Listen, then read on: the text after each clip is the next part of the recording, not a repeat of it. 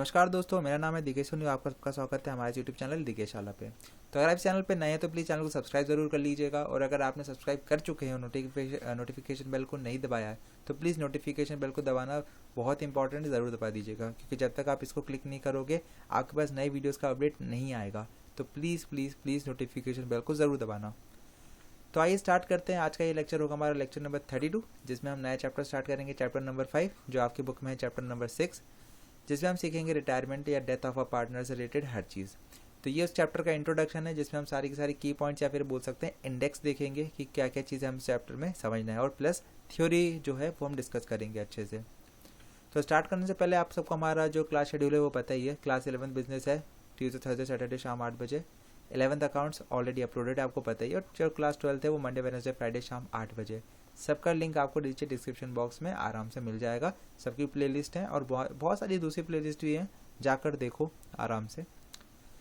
तो आप देखते हैं इसके जो अब इंडेक्स है वो क्या क्या है, हमारे पॉइंट ऑफ स्टडी क्या क्या है। सबसे पहले तो मीनिंग, देन उसके बाद इफेक्ट ऑफ रिटायरमेंट कि रिटायरमेंट से क्या इफेक्ट होगा, देन गुडविल का treatment, revaluation of asset and liabilities, adjustment of profit and loss और रिजर्व, ठीक है, एक्यूमुलेटिव प्रॉफिट, देन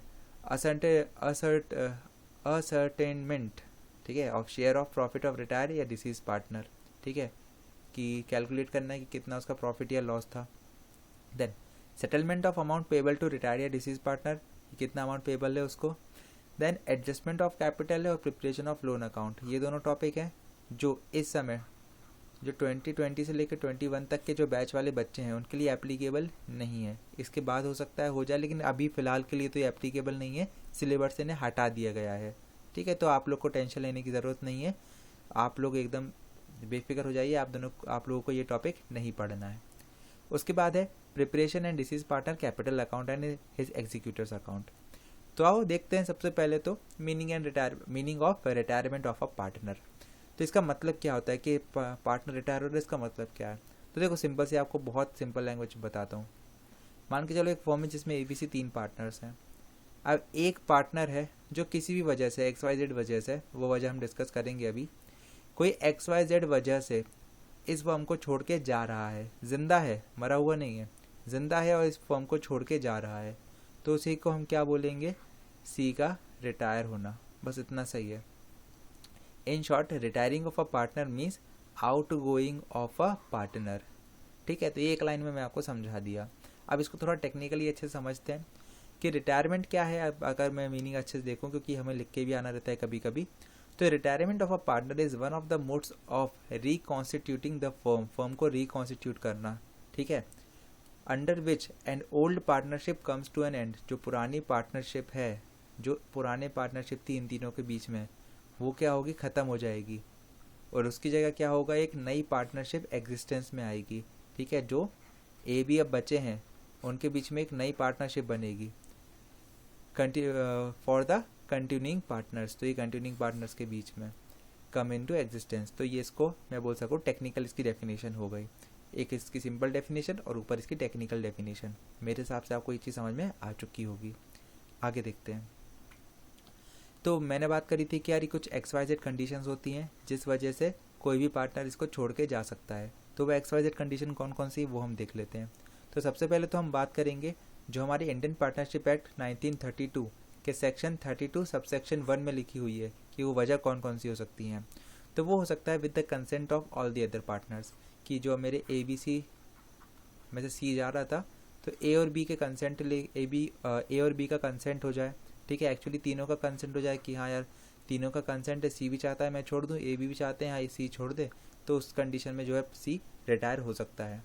दूसरा, according to an express agreement by the partners, कि कोई एग्रीमेंट ही किया गया हो कि हाँ इतने टाइम बाद जो है C चला जाएगा या फिर C इस समय रिटायर हो जाएगा। तो इस तरीके का कोई अगर एक्सप्रेस एग्रीमेंट है, एक्सप्रेस मतलब कि इम्प्लाइड नहीं होना चाहिए, ठीक है। इम्प्लाइड क्या होता है, मुंह से बोला गया हो, नहीं ऐसा नहीं, एक्सप्रेस होना चाहिए, मतलब कहीं लिखित वगैरह में होना चाहिए। तो ऐसा कोई एग्रीमेंट अगर है तो क्या हो सकता है, C उस कंडीशन में जा सकता है।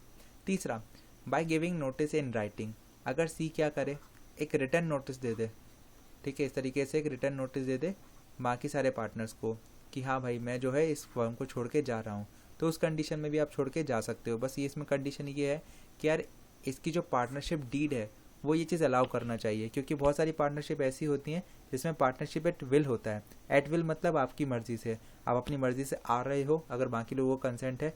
और सबसे इम्पोर्टेंट बात क्या है, अगर आपकी इच्छा है पार्टनरशिप कभी भी छोड़ने की, ये स्टार्टिंग में ही सब डिस्कस कर लिया जाता है, तो आप छोड़ के जा सकते हो। ठीक है, इसे कहा जाता है पार्टनरशिप एट विल।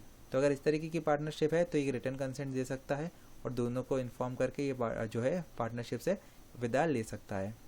तो ये चीज़ें हैं जो कंडीशन बन सकती है, consent, express agreement and notice. इसके अलावा भी बहुत सारे रीज़न हो सकते हैं, जैसे कि भाई पार्टनर बूढ़ा हो गया, ठीक है, उसकी हेल्थ ख़राब है, मिसअंडरस्टैंडिंग डेवलप हो चुकी है दूसरे पार्टनर्स के साथ, अनबन होती रहती है, कोई अनलॉफुल एक्टिविटी कर दे। ठीक है, अनलॉफुल एक्टिविटी मतलब क्या, बाय अदर पार्टनर्स। ठीक है, दूसरे पार्टनर्स मान के चलो अनलॉफुल एक्टिविटी कर रहे हैं, जैसे ए और बी जो हैं भाई कोई गलत तरीके के कामों में आ गए हैं, ड्रग्स वर्ग्स डील करने लगे हैं, या फिर कुछ भी ऐसा जो लॉ के खिलाफ हो वो सब चीज़ें करने लगे हैं, तो वो छोड़ के जा सकता है। कंटिन्यूस लॉस हो रहा है बिजनेस में मान के चलो, तो भी छोड़ सकते हैं।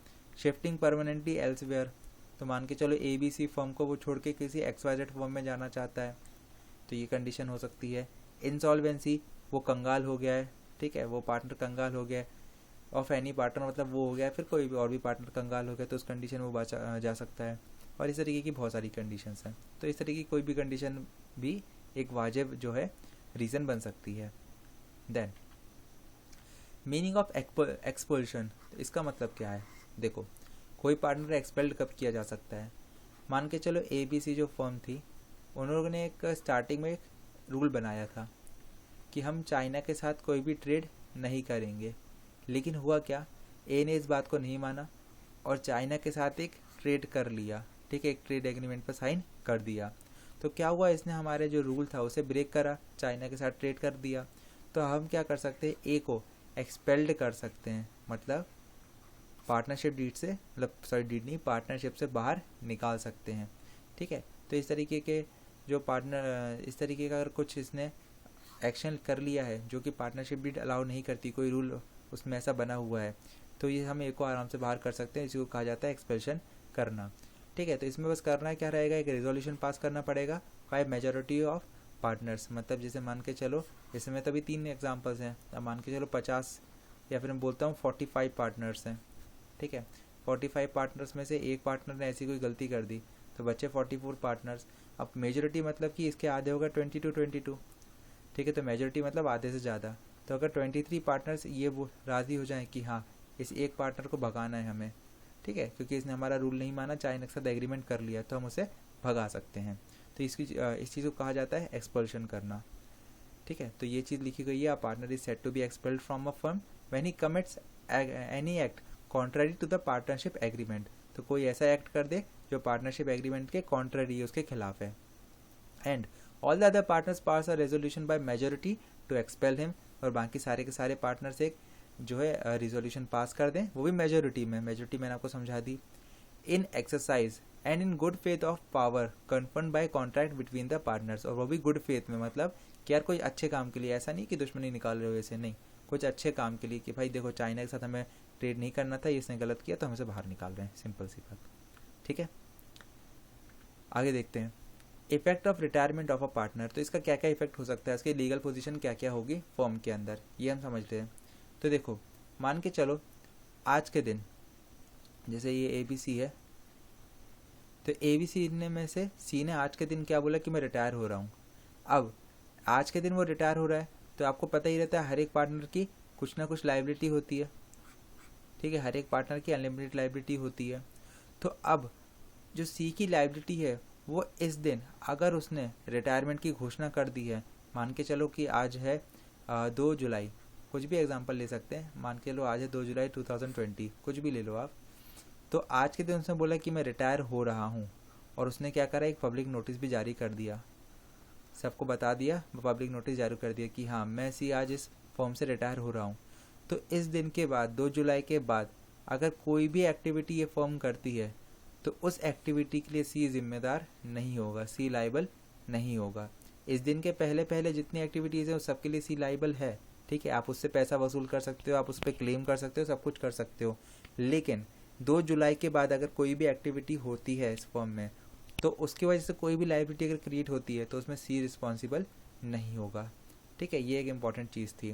तो यही चीज़ इसके अंदर ये पूरा का पूरा लिखा हुआ है। ठीक है, तो ये चीज़ आपको ध्यान रखना है। और ये जो पब्लिक नोटिस का जो है काम है वो किसके अंदर में आता है, वो लिखा हुआ है सेक्शन 32 सबसेक्शन 3 में। ये एक इम्पॉर्टेंट चीज़ थी। तो आगे बढ़ते हैं। और हाँ, लाइबिलिटी किसके लिए होगा, किसी थर्ड पार्टी के लिए। ठीक है, थर्ड पार्टी कोई भी हो सकता है। तो आगे देखते हैं। तो अब इस जो पूरे क्वेश्चंस, ये जो चैप्टर के अंदर क्वेश्चंस आएंगे उसको हम सॉल्व कैसे करना है, उसका एक फॉर्मेट या फिर उसका जो एक मैं बोल सकता हूँ ब्लूप्रिंट कैसा रहेगा, स्टेप बाय स्टेप प्रोसीजर कैसे रहेंगे, वो हम समझ लेते हैं। तो देखो, accounting treatment regarding retirement and death of a partner, तो क्या क्या होगा। तो देखो, सबसे पहला कि हम क्या करेंगे, न्यू प्रॉफिट और शेयरिंग रेशो निकाल लेंगे। ठीक है, ये मैं आपको जो है क्वेश्चन करने का ब्लूप्रिंट बता रहा हूँ कि क्वेश्चन हमें क्या स्टेप बाय स्टेप क्या फॉलो करना है। तो सबसे पहले तो न्यू प्रॉफिट शेयरिंग रेशो निकलेगा और उसके बाद गेनिंग रेशो निकाला जाएगा कि जो नए पार्टनर्स हैं, जो बचे हुए पार्टनर्स हैं, जैसे ए, बी और सी है, सी जा रहा है तो ए और बी कितना गेन कर रहे हैं, पहले वो कैलकुलेट किया जाएगा। देन गुडविल कैलकुलेट की जाएगी कि फर्म की गुडविल कितनी थी। देन हमारे असेट और लाइबिलिटीज़ को रिवैल्यू किया जाएगा। फिर कोई भी अगर हिडन गुडविल है तो उसे एडजस्ट किया जाएगा। उसके बाद distribution of accumulative profits and losses and reserve. ठीक है, अगर कोई भी एक्यूमुलेटिव प्रॉफिट या लॉस है या फिर कोई रिजर्व है उसका डिस्ट्रीब्यूशन किया जाएगा।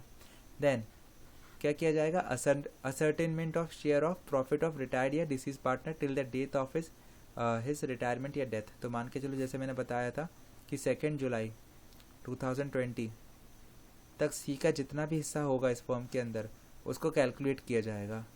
देन 7वां, उसका सेटलमेंट किया जाएगा उस रिटायर आदमी को पैसा देकर। ठीक है, फिर उसके बाद फाइनली क्या किया जाएगा, adjustment of capital of remaining partners. तो जैसे कि ये तो टॉपिक में से हट चुका है तो ये आपको करने की ज़रूरत नहीं होगी, बाकी सारी प्रोसीजर हम लोगों को फॉलो करना है। तो ये क्वेश्चन सॉल्व करने का पूरा एक तरीका होगा। अगर कोई फुल फ्लेज क्वेश्चन आ जाए शुरू से लेके आखिरी तक तो उसमें आपको ये स्टेप फॉलो करना है। स्टेप नंबर 1 2 3 4 5 6 7 8, जिसमें से ये हट चुका है। ठीक है, तो ये सिंपल से आपको स्टेप फॉलो करने हैं। इस चार्ट को अच्छे से याद रखना। नीचे आपको लिंक मिल जाएगा डिस्क्रिप्शन बॉक्स में नोट का, वहाँ जाके आप इसको अच्छे से देख लेना और अपने एक कहीं भी नोट कर लेना। ठीक है, चाहो तो PDF का प्रिंट भी निकाल सकते हो। तो यही चीज़ है, यहाँ पर मैंने उसको थ्योरी में लिख दिया है, तो आप चाहो तो एक बार इसको पढ़ सकते हो, वही की वही चीज़ है। वैसे ही पूरे के पूरे चैप्टर हमको डिस्कस यही करना है, एक एक पॉइंट को हम डिस्कस करेंगे, यही हमारा चैप्टर पूरा बनेगा।